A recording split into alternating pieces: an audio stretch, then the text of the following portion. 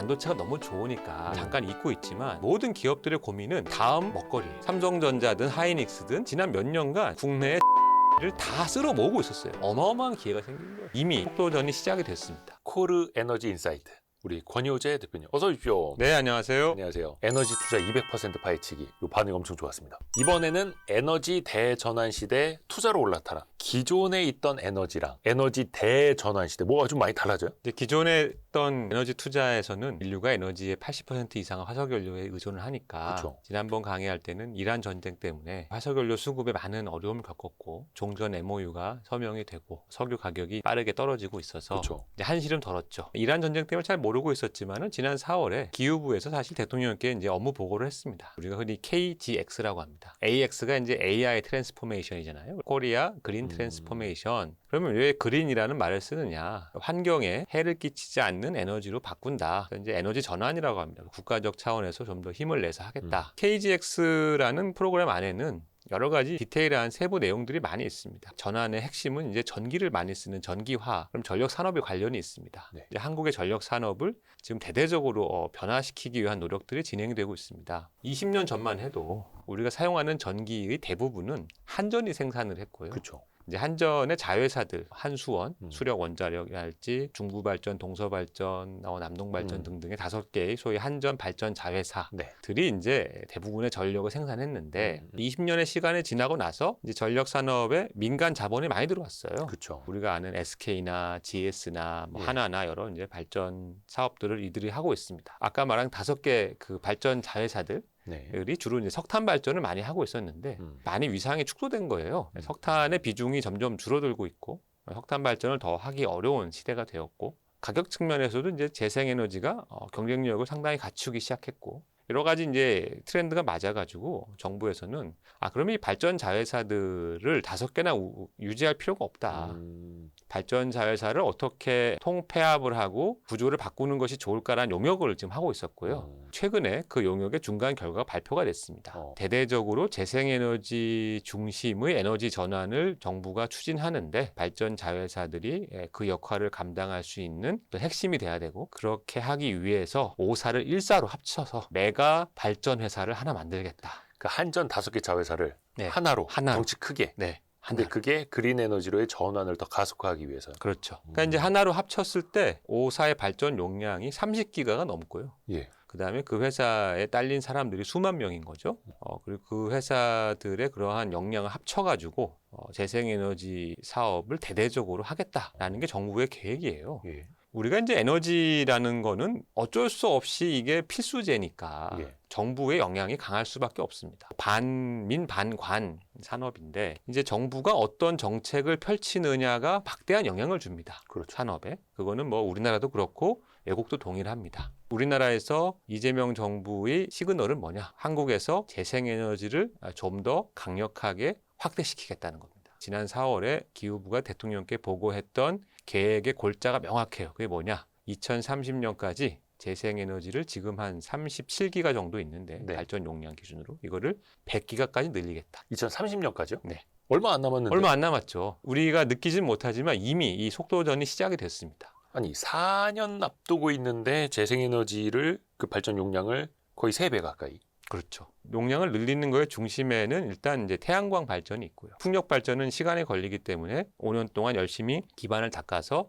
2030년부터 35년까지 빠르게 가속된 속도로 보급을 하겠다. 많은 분들이 물어볼 거예요. 아니, 야, 이거 태양광으로 뭐 산을 깎고 뭐 어디 들판을 덮고 하는 거 그 문재인 정부 혹은 그 이전에 박근혜 정부 때부터 하던 건데 그린 모모는 뭐 이명박 정부 때도 있었고요. 있었죠. 예. 그러니까 뭐 새로운 게 없는데 이미 여러 가지 이 한계에 부딪힌 상황에서 갑자기 이렇게 대규모 보급을 한다라는 게 좀 말이 안 되는 거 아니냐. 되겠느냐 막 이런 그렇죠. 의문들. 예. 정부도 사실 그 사실을 잘 알고 있어요. 그래서 KGX는 전체 5개의 세부 계획으로 구성되어 있는데 네. 그 5개 세부 계획 중에 이제 완전히 발표가 된 것은 일단 1차 재생에너지 기본 계획이라는 게 발표됐습니다. 네. 우리나라가 이제 과거에는 에너지를 화석연료, 원자력, 그다음에 신재생 이렇게 이제 신재생이라고 해서 여러 가지를 뭉뚱그렸는데 그렇죠. 통으로 묶어서 그냥. 이게 이제 국제 표준하고 안 맞아가지고 법을 바꾸고 올해부터 재생에너지라고 이제 완전히 분리시켰어요.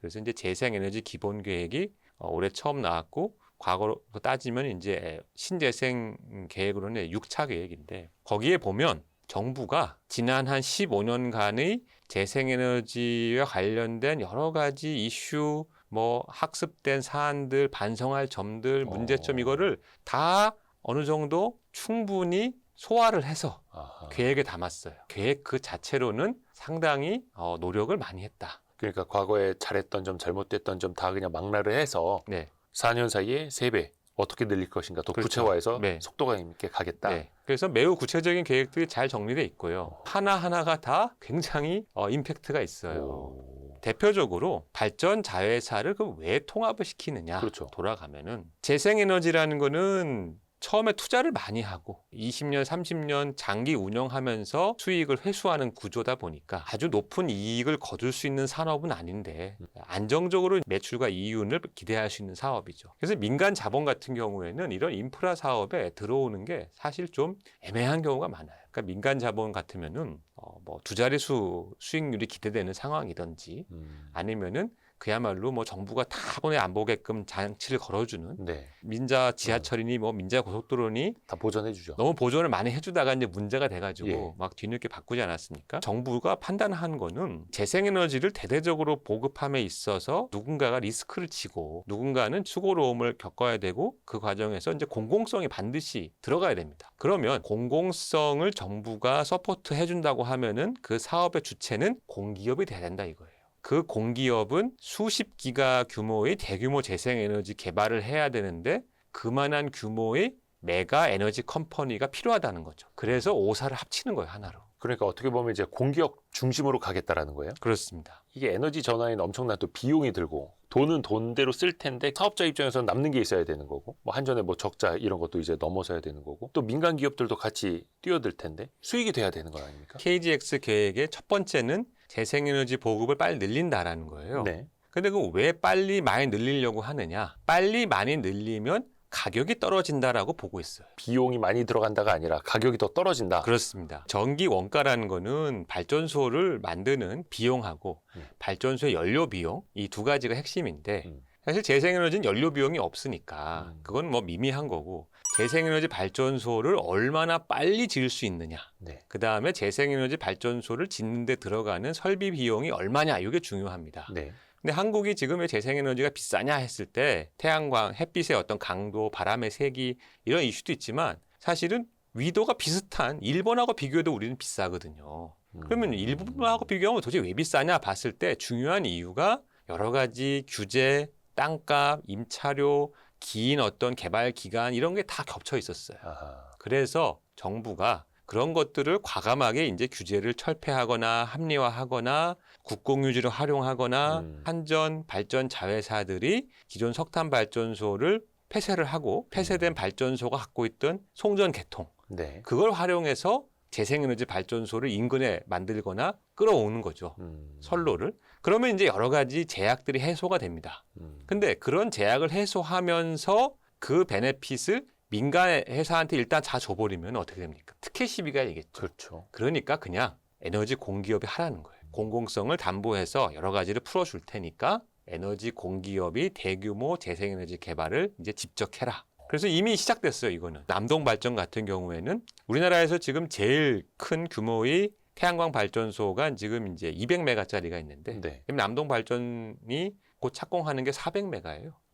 태양광 발전소. 예. 단일 크기로. 그다음에 풍력도 투자 의사결정이 내려져 가지고 건설이 예정돼 있습니다. 네. 발전 공기업이 지난 정부에서는 이제 원자력을 많이 강조를 하고 그다음에 재생에너지 관련돼서는 뭐 여러 가지 감사를 여러 번 하고 뭐 문제가 많다 하면서 발전 공기업들이 이제 많이 위축돼 있었거든요. 네네네. 그래서 지난 정부 때는 발전 공기업의 재생에너지 개발 부서가 많이 없어졌어요. 이번 정부에서는 완전히 반대가 됐어요. 반대가 돼서 재생에너지 전담 부서를 만드는 정도를 넘어서서 그건 이미 다 됐고 아예 아까 말씀드린 대로 회사를 합쳐버린 다음에 너는 앞으로 재생에너지를 중점적으로 해라라고 이제 명확하게 정부가 이제 아예 가이드를 주고 네. 그 개발할 수 있게 여러 가지 이제 문제점들을 해결해 준다. 그래서 발전 공기업과 정부의 노력들이 합쳐져서 한번 이렇게 물꼬가 탁 풀리면 네. 그다음부터 이제 민간이 막 들어올 수가 있어. 우리나라가 태양광을 1년에 3기가를 설치한다 네. 하는 거랑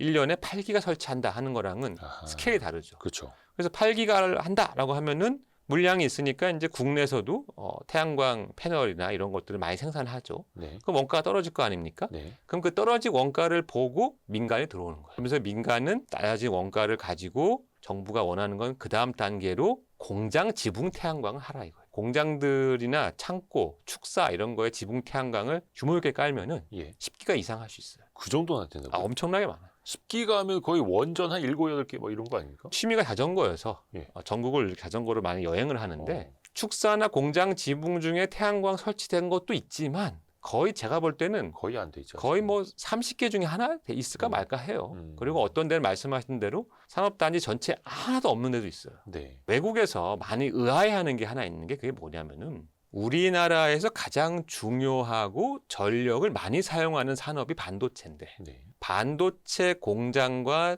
주차장과 여유부지에 태양광 보기가 어렵다는 거예요. 별로 없어요. 네. 예. 삼성전자든 하이닉스든 그 반도체 공장이야 위에 여러 가지 시설을 올려놔야 되니까 그건 그렇다 쳐요. 주차장에도 태양광이 없는 경우가 많은 거예요.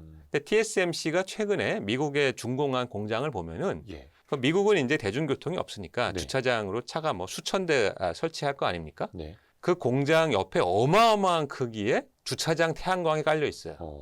그거는 그 주차장 태양광이 그 공장에 필요한 전기에 사실 뭐 극히 일부를 공급하는 거지만 일종의 데몬스트레이션이에요. 애플 같은 경우에는 지금도 요즘 하도 AI니 뭐 반도체 하면서 잠깐 잊고 있지만 애플은 2030년까지 자신에게 납품하는 모든 부품 회사가 다 두 가지를 해라 요구하고 있어요. 하나는 탄소 중립을 해라. 두 번째는 그것을 재생에너지로 해라. 애플의 그러한 요구는 어떻게 보면은 시계가 초침이 계속 차카차카 가면서 압박이 되고 있어요. 예. 그러니까 이제 TSMC도 대만에서 해상풍력 전기의 7, 80%를 지금 TSMC가 다 가져가고 있습니다. 그거는 TSMC가 아이폰에 들어가는 첨단 뭐 A18이니 뭐 그 다음 차세대 칩이니 이거 다 TSMC가 거의 만드는데 애플이 요구하는 거죠. 야, TSMC 네가 나한테 납품하는 칩 언제까지 너 탄소 중립과 재생에너지 100% 할래? 그러면 이제 TSMC가 저희가 지금 열심히 하고 있습니다. 기다려주세요 하는 거죠. 네. 이러한 애플의 요구사항은 삼성전자나 하이닉스 똑같이 받고 있어요. 모든 기업들의 고민은 다음 먹거리예요. 삼성전자든 하이닉스든 큰 판이 벌어지니 에너지를 본격적으로 하겠다는 거예요. 에너지 대전환 시대에 어마어마한 기회가 생긴 거예요. 이미 속도전이 시작이 됐습니다. 고정 댓글을 참고하세요. 그러니까 삼성전자랑 하이닉스는 지난 몇 년간 예. 이잡듯 뒤져가지고 국내에 재생에너지를 다 쓸어 모으고 있었어요. 그 에너지 그걸 다 충족을 해야 되니까. 해야 되니까. 근데 이게 이제 무슨 문제가 생깁니까? 반도체가 업황이 평타거나 약간 불황이면은 재생에너지가 늘어나는 속도랑 이 업계가 요구하는 양이랑 이렇게 맞기가 쉬운데 지금은 반도체가 호황이니까 다시 이게 올라가는 거예요. 사용 전력이. 반도체 공장의 사용 전력이. 그러니까 아리백을 충족하지 못할 가능성이 더 높아진 더 높아진 거죠. 그러니까 이제 사실은 반도체 업체들 정부에 이 SOS 친 지는 오래됐어요. 도와달라고요? 도와달라고. 재생에너지 빨리 우리 비중 높여야 되는데. 그렇죠. 예. 대규모 개발을 할 수 있게 빨리 뭐 규제를 풀든 여건을 만들어 주십시오. 그러니까 국내에서 대규모 재생에너지 개발을 하는 거는 어떤 분들은 그런 얘기를 하세요. 야, 이거는 그렇게 경제적이지 않은 솔루션이다. 이거는 뭐 특정 계층과 특정 집단이 혹은 좀 심하게 얘기하면 중국 조우라고 하는 거 아니냐. 항상 또 태양광 얘기 나오면 항상 또 뭐 그런 이야기들 많이 또 나와요. 데이터를 보면은 사실 팩트는 좀 달라요. 중국산 기자재가 많이 들어온 건 사실이지만 여전히 정부는 국산 기자재 사용을 늘리기 위해서 여러 가지 장치를 계속 업데이트하고 있거든요.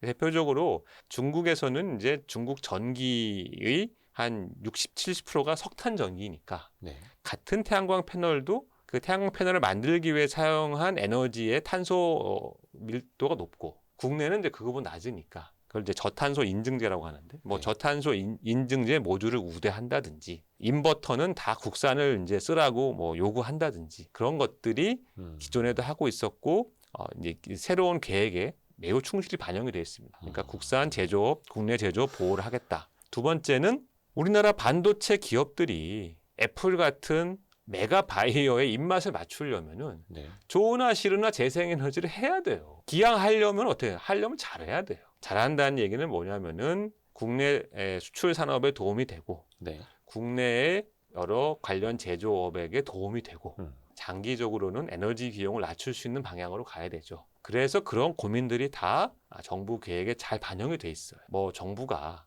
열심히 하겠습니다 이런 정도가 아니고 네. 과거의 시행착오를 잘 반성을 하였다. 첫 번째. 계획을 나름 정교하게 짰다. 그다음 세 번째가 되게 중요한데 첫 번째, 두 번째가 되더라도 실행이 얼마나 될 거냐라는 것의 핵심은 네. 동력이에요. 동력? 동력. 그러니까 정치적인 동력이 있어야 돼. 자, 재생에너지를 보급하려면 이 땅을 가지고 풍력을 하겠습니다. 태양광을 하겠습니다. 바이오 에너지의 원료가 되는 뭐 작물을 재배하겠습니다라고 하는 소위 허가를 받아야 되겠죠. 네. 그 허가를 받으려면은 이제 많은 이해관계자들이 거기에 이제 개입을 하고 관여하게 됩니다. 그러면 우리도 그렇고 외국도 그렇고 재생에너지 전환 혹은 보급에 있어서 혹은 그러한 시스템의 변화에 있어서 가장 어려운 문제는 네. 행정부, 입법부, 그다음에 풀뿌리 지방 어떤 정부 차원에서의 이 조화와 얼라이먼트. 그러니까 예를 들어서 행정부가 재생에너지 중심에 전환합시다 했는데 네. 집권당이 다수당이 아니에요. 그럼 법안 통과가 안 되겠죠. 어렵죠. 그리고 아무리 중앙 정부가 무슨 법을 만들어도 지방 조례 가서 다 막혀버리면은 의미가 없겠죠. 아, 그래요? 지금 우리나라는 제가 말씀드린 그런 상황에 처해 있어요. 정부가 태양광을 예를 들어서 태양광 보급하자라고 해도 많은 지방에 가면은 태양광 발전소를 이제 토지에다가 설치하는 경우에 도로랑 500m 뛰어라 이런 데가 많아요. 500m요? 예. 도로랑 왜 꼭 500m를 띄워야 돼요? 그러니까 태양광 안전상의 발전소를 도로에서 멀리 띄워라 이거예요. 가까이 두지 마라. 잘 보이지 않게. 그렇죠. 잘 보이지 않게. 그러면은 말씀하신 대로 국도나 지방도에서 500m 떨어지는 땅이 별로 없거든요. 그러니까 한마디로 하지 말라는 말은 아닌데 할 수가 없는 거예요. 그래서 이제 정부가 법을 만들었어요. 지자체의 조례에서 이격거리 제한은 100m 이내로 한다. 혹은 이격거리 제한은 기본적으로 없다. 아주 특별하고 예외적인 상황만 최대 100m까지 둘 수 있다라는 식으로 이제 법을 바꾸는데 이제 그 법을 지방 지자체가 소송을 걸 수도 있어요. 중앙 정부가 그런 법을 만들었지만 우리는 뭐 이러이러한 사정으로 그런 관계 없이 조례를 막 가겠습니다. 할 수도 있겠죠. 그래서 중앙 행정부, 중앙 정부의 파트너가 되는 의회의 구성, 행정부와 지자체 차원의 의회 이 네 개의 핵심 이해관계자가 온라인이 돼야 되는데 이쪽이 다 여야 막 이렇게 막 엉켜 있어요. 엉켜 있으면은 힘들죠. 아무것도 안 돼요. 근데 그게 지난 10년간 그랬어요. 문재인 정부 때 엉켜 있었고 예. 윤석열 정부 때 엉켜 있었고 근데 이번에 지선이 끝나고 나서 딱 보면은 거의 사상 최초로 중앙행정부, 국회, 지방정부, 지방의회가 대부분 다 민주당이 어느 정도 헤게모니를 이제 장악한 거예요. 그러니까 이게 어떤 뭐 정치적 성향이나 뭐 이런 말씀 드리려고 하는 거는 아니고 좌우 이런 걸 떠나서 의사 결정을 특히 에너지 전환 시대에 빨리 할 수 있는 이해관계가 좀 하나로 일치되어 있게 조건이 되어 된 있다. 거죠. 조건은 마련되어 네, 있다. 그렇죠. 이 측면으로 예, 이해하시면 되겠고. 그런 측면에서 그러니까 말씀하신 대로 이게 뭐 민주당에 해서 잘 됐다, 국힘에 해서 잘 됐다 이런 의미가 아니고 예를 들어서 국민의힘이 그 네 가지를 다 장악을 하든 네. 민주당이 다 장악을 하든 어느 한 당이 다 장악을 하는 것이 과감한 전환에는 훨씬 좋아요. 그건 너무 상식적인 얘기 아니겠습니까? 네. 근데 지금 그런 조건이 된 거예요. 그러니까 이제 중앙 정부가 뭐 A라는 정책을 합시다 하면은 법안이 만들어지는 거고 네. 그 법안에 따라서 지방 정부와 지방 의회도 조례를 만들고 협력하기가 훨씬 편한 거예요.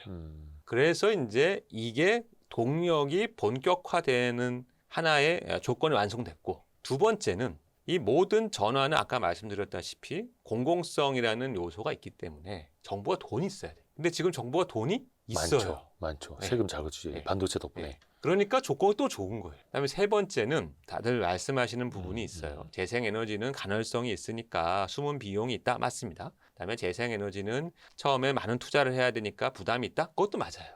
그런데 그럼에도 불구하고 이게 약간 비싸더라도 살려는 사람이 있으면 되잖아요. 네. 근데 지금 우리나라에서 재생에너지를 빨리 만들어 주세요. 내가 살게요 하는 회사가 큰 회사가 두 군데가 있는데 네. 그 회사가 시가총액이 전 세계 넘버 10 안에 회사가 두 개나 있는 거죠. 대한민국 사람 누구나 알 만한. 예. 삼전하고 하이닉스 입장에서는 킬로와트 아워당 내가 180원 줄게. 재생에너지 빨리 갖고 와 이거예요. 근데 정부의 지금 보급 목표 금액은 100원 이하거든요. 예. 그러니까 정부는 100원 이하에 보급한다고 하는 거고 예. 삼성이나 하이닉스 같이 아리백에 대한 요구 때문에 고민하는 회사들은 180원에도 사겠다는 거니까 여유가 엄청나게 많죠. 그러니까 여건이 좋은 거예요. 제가 맹목적으로 재생에너지를 옹호하는 것도 아니고 예. 이러한 변화가 다 옳고 맞고 100% 정부가 잘한다라는 게 아니에요. 그 결과는 이제 시간이 지나면은 뭐 나오겠죠. 옥석은 드러날 건데 네네네. 중요한 거는 어쨌든 그 변화가 빠르게 진행될 여건은 그 어느 때보다 좋다는 거예요. 와, 그 여건이 최고의 여건이 역사상 만들어져 있다. 그렇죠. 우리나라 입장에서. 그리고 이 모든 것과 더해서 재생에너지 설비 가격이 많이 떨어졌어요. 10년 전에, 그러니까 우리 문재인 정부 초기에는 네. 그때도 이제 비슷했어요, 분위기가. 네. 근데 그때는 아까 말씀드린 뭐 정치적 여건 이걸 다 떠나서 일단 재생에너지 설비가 비쌌어요. 네네네. 그러니까 그때는 금리가 좀 쌌는데 환율도 지금보다 쌌는데 환율과 금리가 쌌음에도 불구하고 재생에너지 설비가 비싸고 특히 ESS가 많이 비쌌죠. 그러니까 이게 투자비가 많이 들어가지고 이거 가능성이 문제고 태양광 패널이 이거 생각보다 비싸네요 이랬는데 네. 지금은 이제 그 문제는 없어졌어요. 지금은 태양광 패널도 많이 싸졌어요. 10년 전에 비해서 반의 반값이 패널만 보면 네. 핵심적인 기자재 비용이 많이 떨어졌다.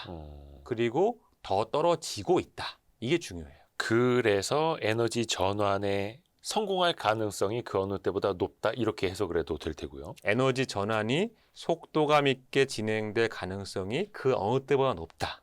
여건들이. 네, 우리나라의 어떤 태양광 패널 만드는 회사가 네. 현재 상황은 어렵습니다. 국내 공장이 있고 그 국내 공장의 물량이 없어가지고 가동률이 되게 낮은 상황이거든요. 근데 정부가 그냥 노골적으로 야 우리가 몇십 기가 그냥 몰아줄게 이런 상황인 거예요. 그러니까 이제 이런 상황을 어떻게 이해를 해야 되냐 이거 되게 중요해요. 정부의 이런 계획이 얼마나 가시적으로 국내의 관련 제조업에게 영향을 줄 것이냐. 그 다음에 이제 재생에너지 개발을 하면 기자재도 공급해야 되지만 네. 이제 소위 사업 개발을 하는 회사들이 있어요. 최근에 이제 SK 그룹 같은 경우에는 재생에너지를 전문적으로 하겠다 하면서 기존의 SK 그룹 그 반개 그룹까지 다 포함해 갖고 SK 그룹의 재생에너지 사업 전체를 다 하는 회사에 합쳤어요. 네. 그게 이제 SK 이터닉스인데 그건 뭘 의미하느냐? 이제 SK 같은 경우에는 이런 흐름을 보고 있는 거예요. 네. 이거 이제 큰 판이 벌어지니 전문적으로 해야겠다. 한 회사에 몰고 자본을 대폭 늘리고 하면서 이제 집중적으로 해야겠다. 재생에너지 설비 만드는 회사, 그다음에 재생에너지를 직접 개발하는 회사, 그다음에 세 번째로는 그렇게 생산된 에너지를 유통하고 판매하는 회사. 우리나라는 이제 한전이 그거를 전기를 유일하게 판매하지만 네. 사실은 우리나라 정도 경제 규모인데 에너지 특히 전기 소매를 단일 공기업이 독점하는 나라는 우리밖에 없어요. 일본조차도 관이 민핵 간이 개입한다는 일본조차도 전기 판매까지 다 소매화 시킨 거는 이미 7, 8년 넘었거든요. 네. 그건 뭐냐? 우리도 시간 문제. 그렇게 민간 중심으로 갈 수 있다. 네, 그거 시간 문제. 지금도 민간 발전사들이 있기는 합니다만 네. 정부에서 계속해서 컨트롤하는 그런 모양새고. 네. 근데 그걸 이제 벗어날 수 있다라는 거예요. 그러면 그렇죠. 민간 기업에게는 또 엄청난 사업의 기회, 엄청난 기회가 생기는 거죠. 또 투자자들에게는 투자의 기회가 네. 될 테고. 에너지가 막 지금 솟아 올라오고 있어요. 무슨 네. 말이냐면 많은 이제 기업들이 지금은 우리가 반도체가 너무 좋으니까 잠깐 잊고 있지만 지금 모든 기업들의 고민은 다음 먹거리예요. 네. 반도체 기업조차도 반도체 다음 먹거리 고민은 당연히 하고 있겠죠. 그룹사 차원에서. 네, 다 거대한 에너지 관련된 변화가 정부가 하겠다고 하고 있고 다른 해외 사례를 보니까 이거 에너지 유통이 민간화되고 자본이 들어가고 기술이 들어가고 시장 변화가 되는 게 우리 빼고 다 그렇게 됐단 말이에요. 그럼 우리도 이제 그렇게 될 가능성이 매우 높겠죠. 소위 국내의 큰 기업들이 내가 어떻게 이 에너지 쪽에 들어가 가지고 뭔가 새로운 시장을 기회를 볼 수 있을까라는 고민을 다 하고 있어요. 심지어 10년 전에 에너지 관련된 뭐 정유나 이런 걸 다 팔아버리고 떠났던 삼성조차도 이제 에너지를 본격적으로 하겠다고 그룹 안에 TFT를 만들었어요. 삼성이 에너지 사업을 한다고요? 네. 예전에는 뭐 이렇게 필요 없다라고 표현해도 될지 모르겠는데 막 이것저것 다 막 팔아버리고 막 이랬었던 그렇죠. 삼성인데. 네. 이제 삼성이 에너지 사업을 하겠다는 거예요. 한화처럼 SK처럼. 그렇죠. 간단한 얘기가 아니에요. 강의 때 그런 더 깊은 얘기를 드릴 건데 음. 그럼 왜 이 시점에 삼성은 그러한 얘기를 꺼냈을까? 만약에 삼성이든 SK든 뭐 다른 그룹이든 현대차든 어느 그룹이든 간에 국내 에너지 시장 혹은 해외 에너지 산업에 본격적으로 들어간다고 하면 네. 어떤 형태로 들어갈 것이냐. 그것이 어떤 기회를 이들에게 만들어 줄 것이냐. 우리나라니까 뭐 매우 디테일한 자료가 있고 설명을 드릴 수 있는 거고 해외에도 다 진행이 되고 있어요. 며칠 전에 재미있는 뉴스가 나왔는데 네. 트럼프 행정부가 미국 안에서 진행되던 풍력 발전 사업, 특히 해상 풍력에 대해서 탄압을 했습니다. 뭐 허가를 취소해 버리고 금지해 버리고 뭐 트럼프 대통령 본인은 막 본인 그 소셜 미디어에다가 풍력 사기다. 뭐 유럽은 풍력에 속았다. 막 이런 얘기를 엄청나게 많이 했는데 네. 법원에서 행정부가 적법한 허가를 받아 진행되던 풍력 사업을 그렇게 금지시킬 권한이 없다라고 판결을 내려버렸어요. 트럼프 행정부가 항소를 포기했어요. 아니 근데 트럼프는 애초에 해상풍력 이런 거 왜 이렇게 싫어했던 거예요? 트럼프 본인이 자신의 어떤 지지층에 어필하려고 한 생각이었는지 예. 아니면은 이제 과거에 텍사스에 한번 대정전이 일어났을 네. 때 밈이 돌았거든요. 텍사스의 풍력 발전기가 추위에 얼어붙어가지고 뭐 안 돌아가서 대정전이 왔다. 그건 사실이 아닙니다. 그 사진도 텍사스 사진이 아니고 노르웨이 사진이에요. 근데 어쨌든 한번 밈이 도니까 사람들 머리엔 각인이 됐죠. 트럼프 행정부 1년 동안에 그런 해상 풍력과 대형 풍력 사업을 탄압을 하면서 많은 이제 풍력 사업자들이 떠났어요, 미국을. 포기를 하고. 네. 근데 법원이 그거는 잘못된 거다. 기존 정부에서 허가를 적법하게 받았는데 네네네. 무슨 권한으로 새 행정부가 그걸 탄압을 하느냐 하니까 이제 트럼프 행정부가 조용히 항소를 포기하고 수긍을 하고 다시 사업해 이렇게 한 거예요. 그럼 이제 미국에서도 해상풍력이 또 다시 잘 될 수도 있고. 네. 이 사건이 단적으로 보여주는 게 무엇이냐. 에너지 전환에 대해서 많은 이제 논의들이 있고 특히 우리나라는 원자력이 워낙 우리가 잘하는 나라고 에너지가 정치화되다 보니까 이거 뭐 풍력 얘기하고 태양광 얘기하면은 뭐 당신 뭐 정치적으로 무슨 뭐 중국의 앞잡이냐 뭐 아무 쓸데없는 쓰잘데없는 그런 우리나라에 안 맞는 에너지 아니냐 그리고 미국을 봐라 네. 미국도 이렇게 한다 하지만은 그것은 팩트가 아니에요. 에너지는 믹스가 중요합니다. 재생에너지만 하는 것도 당연히 논리가 안 맞는 거고 같은 논리로 원자력만 하는 것도 논리 맞지 않아요. 그 나라 상황에 맞게 골고루 가져가면 되는데 우리나라가 앞으로 원자력만 열심히 하자 혹은 뭐 재생에너지는 이제 국가적으로 안 키우겠다 하면은 제일 문제가 되는 건 반도체 회사예요. 딴 데가 아니고. 그러겠네요. 제재 생산. 이유를 따지지 않고 어쨌든 애플이 하라는데 어떡합니까? 맞춰줘야죠. 네, 애플은 세계에서 가장 큰 단일 칩 바이어란 말이에요. 재생에너지 중심의 에너지 전환이라는 거는 우리는 잘 못 느끼는데 해외에서는 무지무지하게 일어나고 있어요. 지금 그 전환의 규모가 원자력도 늘어나고 있습니다만은 네네네. 원자력에 비할 바가 아니에요. 그 전체적인 투자 규모가 이런 그렇죠. 것들이 국내도 어떻게 보면 이제 같은 맥락에서 진행이 다시 될 것이고 될 수밖에 없고. 될 수밖에 없고 그것은 시간의 문제일 뿐이에요. 투자의 관점에서는 그런 정치적인 색깔을 떠나가지고 국내와 해외의 그런 상황들을 체계적으로 볼 필요가 있다. 이런 것들을 이제 강의 때 말씀드리고 이게 되게 싶습니다. 중요하다. 왜냐하면 지난번에 에너지 투자 200% 파헤치기 어떻게 보면 이제 좀 전통적인 분야에서도 이야기를 많이 해주셨습니다만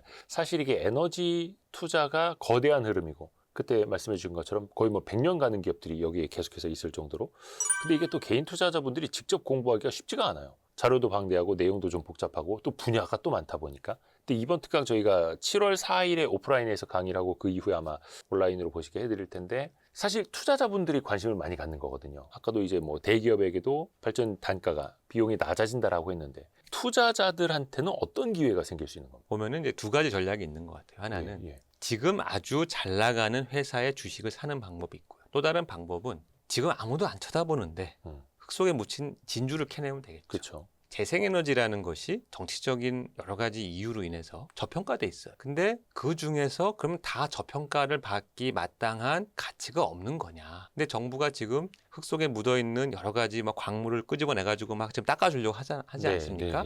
그 중에 뭐가 진주인지, 뭐가 사파이어인지, 뭐가 다이아인지 확인할 필요가 있어요. 예를 들어 풍력 같은 경우에 정부가 추진하는 이 재생에너지 전환의 중요한 축은 국내 제조업 진흥이에요. 생산 단가만 생각하면 지금 다 해외 거 사오면 되겠죠. 중국 패널, 뭐 유럽 터빈 그렇지만 정부를 그렇게 안 해요. 왜냐하면 재생에너지는 연료를 수입할 필요가 없지만 설비를 계속 써야 되니까 가급적이면 국내에서 이 설비를 만들고 유지 보수를 해야 진정한 의미의 에너지 안보가 완성이 됩니다. 아하. 그래서 이제 가급적이면 어떻게든 국내산 터빈을 쓰든 패널을 쓰든 할 거예요. 그리고 이미 이 새 계획에는 인버터는 대부분 이제 각 국내산을 하겠다고 못을 박았어요. 네. 그러면 이제 당연히 투자자 입장에서는 그 인버터를 그러면 국내 어느 회사가 공급할 수 있는 거지? 어허. 굉장히 중요한 게 되는 거고. 그러네요. 두 번째는 정부가 말한 대로 풍력 사업을 향후 10년 동안 양을 그렇게 늘리겠다. 해상 국내 풍력 다 합쳐가지고 2.5기가밖에 안 되거든요. 네. 이걸 10배 이상 늘리겠다는 거예요. 근데 지금 2.5기가 있는 이것도 국내 터빈 비중이 그렇게 높지가 않은데 정부는 국산 터빈 중심으로 수십 기가를 설치하겠다는 거예요. 그러면은 터빈을 누가 만드는 만들고 있고 그다음에 누가 기술이 있고 혹은 국내 기술로는 다 안 되면 이제 해외하고 합작을 해서 뭐 해야겠죠. 누가 과연 그런 잠재력이 있느냐 이런 것들을 알아야 돼요. 엄청난 기회가 온 거고 사실은 어떻게 보면 AI 시대 많이 모자란다는 전력을 이제 준비하는 차원도 있지만 국내 에너지 관련 제조업도 또 부흥을 시키기 위한 보관이 다 있는 거고요. 그렇죠. 이게 뭐 단순히 뭐 한 1, 2년 반짝하는 게 또 아닐 테니까요. 재생에너지 관련된 제조업과 ESS 관련된 뭐 배터리 3사까지 포함해서 우리가 그동안 중국의 등살에 다들 뭐 굉장히 힘들었잖아요. 예. 근데 이제 새로운 기회가 오는 거고 두 번째는 해외를 바라보면은 이미 이제 디리스킹, 디커플링이 시작됐어요. 자, 재생에너지 중심 전환을 하는데 제조업 관련돼서 혹은 그 핵심 광물 관련돼서 다 중국이 지금 장악하고 있단 말이에요. 네. 이게 다들 불편해요. 그래서 G7 지금 진행이 되고 있는데 어제 G7에서 발표한 것도 그거예요. 핵심 광물의 중국 비중을 60% 이하로 낮춰야 된다. 그 이해하죠. 나왔죠. 지금 80% 넘거든요. 네. 그럼 80이 60 낮춰지는 게 뭐 대수입니까? 그 과정 중에서 핵심 광물 사용량이 몇 배가 늘는 거예요. 중국은 점유율이 줄어들고 중국 점유율 줄어든 만큼 비중국 세계에서 그런 광물을 공급할 수 있는 기술과 기업들은 어마어마한 기회가 생긴 거예요. 그러네요. 왜냐하면 정부가 노골적으로 밀어주니까. 에너지 안보가 중요해지면 그냥 노골적으로 뭐 WTO든 이런 건 모르겠고 그냥 국내 기업한테 물량을 줘버리는 거예요. 그런 일이 진행이 되고 있어요 이미. 근데 그게 우리나라만 그런 게 아니라 전 세계 다 똑같아요. 세계 각국이 다 비슷하게. 네, 다 똑같아요. 최소한 우리나라 기업은 중국 기업보다는 해외 가서 이런 비즈니스 하기가 훨씬 수월하고요. 미국 같은 경우에도 미국이 이제 ESS가 폭발적으로 늘고 있는데 그 ESS에서도 국내 기업이 미국에서 점점점 힘을 내고 있어요. 중국 기업의 ESS 물론 좋은데 진공청소기처럼 한번 사가지고 2년 쓰고 고장나면 버리고 이런 물건이 아니에요. 네. 사면 20년 이상을 써야 되는데 만약에 제가 이제 미국에서 에너지 사업하는 사람인데 막 뭐 정부가 들어가가지고 관세를 뭐 올렸다 내렸다 하고 뭐 중국하고 싸운다 안 싸운다 막 이러면은 네. 그 중국 기업이 아무리 잘 설명을 해도 어떻습니까? 불안해요. 그렇죠. 불안해요. 미국 메이드 인 USA로 미국 기업이 만든 물건이 베스트인 거고 그 사람 입장에서는 그게 안 되면 나한테 익숙한 뭐 LG 거든 삼성 거든 SK 거든 그걸 원하는 거예요. 우방국. 그래서 브랜드가 중요하고 브랜드 파워가 B2B 없을 것 같죠? 있어요. 믿을 만한 기업들. 네, 그럼요. 아니 삼성전자 핸드폰 내 아버지부터 썼고 나도 쓰고 있고 이거 20년 30년 된 기업이네? 라는 거랑 듣도 보도 못한 이름의 중국 기업이 납품하는 거랑은 엄연한 차이가 있어요. 그렇죠. 그것도 이제 공공 분야라면 더. 네, 우리는 그러한 효과를 우리 스스로는 잘 못 느끼지만 전력 시스템 같은 거 구매하는데 스위스의 ABB나 독일의 지멘스 이러면은 먹어주는 거예요. 걔가 좀 비싸다 그래도 그래 비쌀만 해야 하는 거죠. 똑같아요. 한국산하고 중국산하고 경쟁을 한다. 근데 한국산이 좀 비싸도 그래 한국산. 그 효과를 누릴 수 있는 때가 온 거예요. 그것도 이제 한국에 쫙 깔아서 다 증명이 된 기술이고 그렇죠. 내구성까지도 입증이 된다면 그렇죠. 또 이걸 바탕으로 또 해외 진출할 때도 상대적으로 우월해질 테고 그럼요. 또 어떻게 보면 이제 중국에 대한 제재가 있는 나라들에는 또 우리가 또 진출하기가 더 용이해지는 그렇죠. 거고. 그래서 단순히 국내에서 재생에너지 중심의 전환을 한다라는 것은 국내에서 끝나는 일이 아니고요. 이것이 비전을 가지고 세상이 점점점 더 패권 경쟁이 격화되고 분리가 되면 될수록 우리가 못 보던 시장을 볼 수 있어요. 들어갈 수 있어요. 2030년까지 KGX 달성을 해놓고 끝나는 게 아니라 전혀 아닙니다. 그 이후까지 계속해서 열린다 이 시장이. 그렇죠. 그러니까 이제 그게 대표적인 사례가 우리가 잘 아는 고전압 혹은 이제 전력 설비라고 하는 것들. 왜냐하면 그 전력 설비가 미국 시장이 뜨거운데 중국에 못 들어가니까 우리한테 큰 기회가 생긴 거예요. 그렇죠. 제조업이고. 네, 제조. 근데 그 같은 논리의 여러 가지 이제 미국에서 혹은 다른 나라에서 재생을 중심 전환을 하게 되면은 관련 전력 설비나 이런 것들이 엄청나게 많이 필요한데 중국 기업들은 자기들이 원치 않더 어떻게든 노력하겠지만 그들은 이제 필연적으로 많은 제약을 안을 수밖에 없어요. 관세가 됐든 뭐 원산지 증빙이 됐든 중국의 많은 ESS 회사들이 미국 시장에서 수출당하고 있어요. 너네 공산당이 너네 회사 멤버네.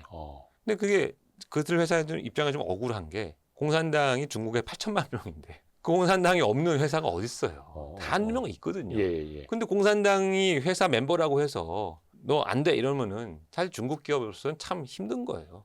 근데 우리는 그런 이슈가 없는 거죠. 또 그 기업이랑 경쟁하는 한국 기업이라면 뭐 또 수혜를 볼 수도 있는 그렇죠. 거고. 그러니까 그런 것들을 종합적으로 이제 설명드릴 거고 에너지 대전환 시대에 투자에 중요한 기회가 있는데 우리나라 정부가 아주 체계적으로 에너지 집중해서 전환을 하려 하고 있고 지금이 이제 때가 기회가 왔다. 열리고 있다. 예, 그렇게 보고 있습니다. 그 KGX가 아직 다 발표가 된 건 아니고 계속 순차적으로 발표가 되나 봐요. 네, 총 5가지 세부 계획들이 있는데요. 예. 이제 하나는 나왔고 나머지 4개가 늦어도 2달 안에 다 나올 예정입니다. 저희가 7월 4일에 오프라인 강의를 하고 아마 그 다음 주 초중반에 온라인으로 보실 수 있게 올려드릴 텐데 반도체 하나면 끝나는데 전릭이라고 하거든요. 요즘에 전자도 있으면 다 끝나는데 무슨 뭐 에너지 주식이야. 근데 기업들은 차세대 먹거리를 준비하고 있고 이게 한두 달, 1, 2년 안에 끝나는 게 아니고 또 그 이후에 또 세계 시장 진출도 있고 또 길게 볼 수 있다는 거. 시장의 관심이 한쪽으로 막 쏠려 버렸을 때 말씀하신 것처럼 흙 속에서 진주,